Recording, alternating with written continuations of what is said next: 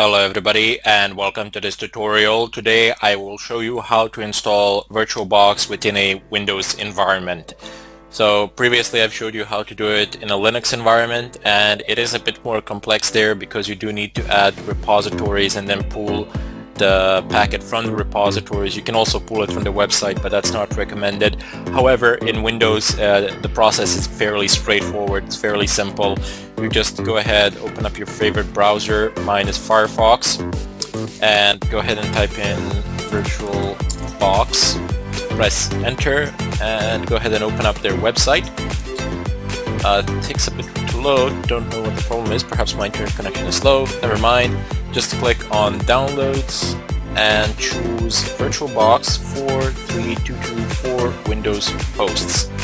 Just go ahead and click on it. And I don't want to download it now because I've downloaded prior to this tutorial in order to save some time. But since you didn't, just go ahead and click on save file and it will download it. The download process will start. I'm just going to go ahead and navigate over to my downloads folder. I have it right here. So I'm just going to go ahead and double click on it in order to initiate the installation wizard. Keep in mind that this is actually a virtual machine, and I am conducting an installation of VirtualBox within a machine that is being run within yet another VirtualBox. So a virtual machine within a virtual machine would be a proper way to name the situation. You can see I've minimized it and I can pull it now around, but it works just fine. The installation process will go no problems. It will go fairly smoothly without any problems.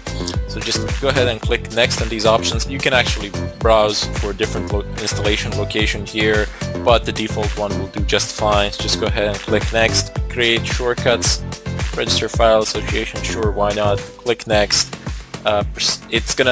This warning is basically telling you that it will reset your network connection. So if you don't want that to happen, you might halt the installation process or something like that, but don't worry. Even if you're downloading something, it's not a big deal. If your interfaces are reset, your connection goes down and then it comes back up again, and your download might just stop for a while, and that's it. Continue on later. Anyway, just go ahead and click yes, install, and there we go. Oops, this is don't worry, it's not an error or something like that. It's just Windows asking for our permission. Anyway, the installation process has started here, no problems. And as I was talking about it previously, this is a virtual machine within a virtual machine. The installation of the program will go fine, no problems. However, if you plan to run another virtual machine within this VirtualBox, within this virtual machine, you might encounter some problems. So start the VirtualBox after installation, finish, sure, why not? And as I said, you might encounter some problems performance-wise because, you would need to have crazy good hardware in order to accomplish this feat. I believe I could do it, but to the point that the virtual OS would function, but to a very limited extent, and that's it. I don't think I could actually do any meaningful work with it. That would be quite difficult to achieve. But in any case, we have our VirtualBox manager here. Here I'm spinning it around, and the process of creating pretty much new virtual machines is exactly the same, more or less. The options have the same places, so you'll be able to follow this tutorial through even if you are using Windows and have created a virtual machine, for the most part anyway.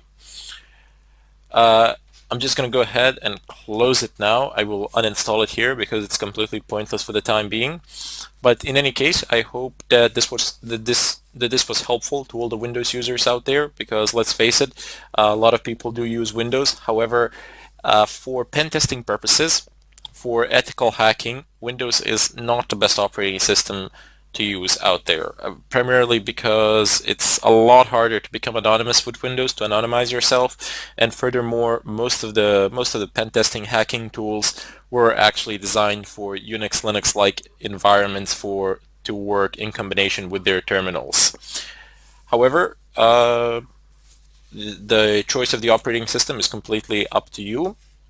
I will be working with Fedora, Linux, and I will most likely be using this Windows machine as some sort of a victim which we will be attacking and exploiting. Anyway, I bid you all farewell, and I hope to see you in the next tutorial.